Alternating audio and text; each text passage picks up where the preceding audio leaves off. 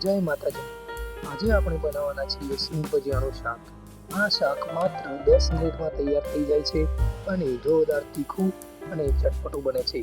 તો ટ્રાય જરૂર કરજો અને હા, અમારી ચેનલને લાઈક, શેર અને સબસ્ક્રાઇબ કરવાનું ભૂલતા નહીં। તો ચલો શરૂઆત કરીએ।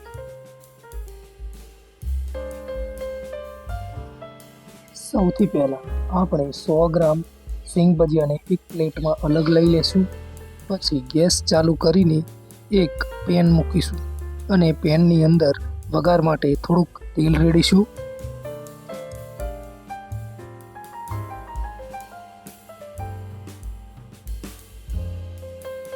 તેલ ગરમ થઈ ગયા પછી તેની અંદર આપણે આખા મસાલા ઉમેરવાના છે, જેમાં 2 તેજપત્તા, 4-5 લવિંગ, 4-5 મરી, 1 જાવિત્રીનું ફૂલ અને થોડુંક જીરું ઉમેરીશું અને 1 મિનિટ માટે તેને સાંતળીશું।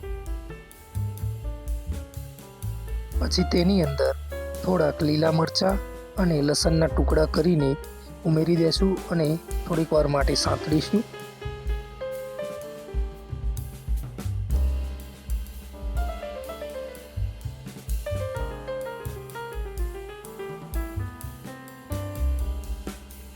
બે ઝીણી સમારેલી ડુંગળી એડ કરી દેશું।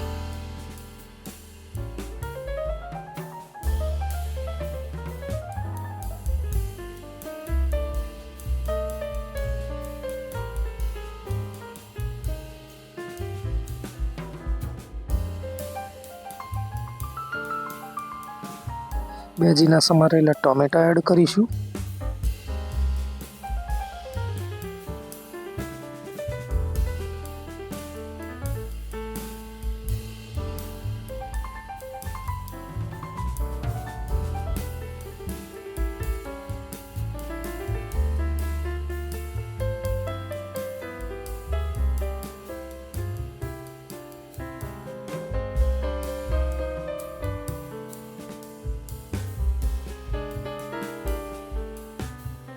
સ્વાદ પ્રમાણે મીઠું એડ કરી દઈશું।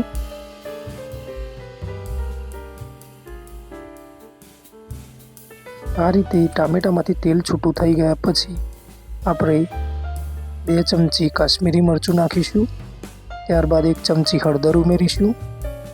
ત્યારબાદ 2 ચમચી જેટલું તીખું લાલ મરચું ઉમેરીશું।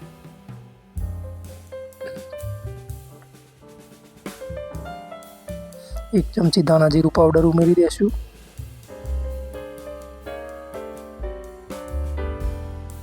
બધું બરાબર મિક્સ કરી દેવાનું છે।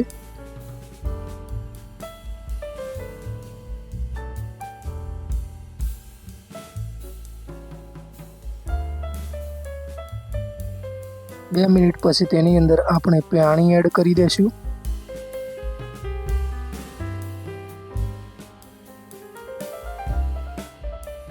ગ્રેવીને 3-4 મિનિટ સુધી તૈયાર થવા દેશું। પછી તેની અંદર થોડી કસૂરી મેથી ઉમેરી દેશું।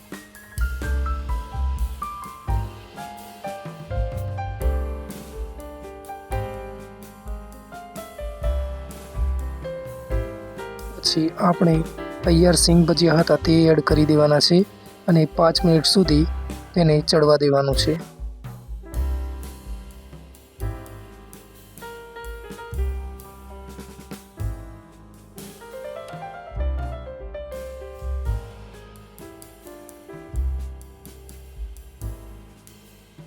બસ હવે લગભગ આપણા સિંગ ભજીયા તૈયાર થઈ ગયા છે, તો તેની અંદર થોડા લીલા ધાણા ઉમેરી દઈશું।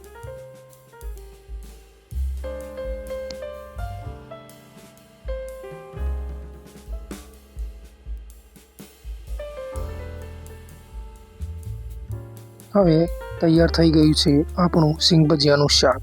તો હવે પ્લેટિંગ કરી લેવાનું છે। સારી રીતે પ્લેટિંગ કરી દેશું।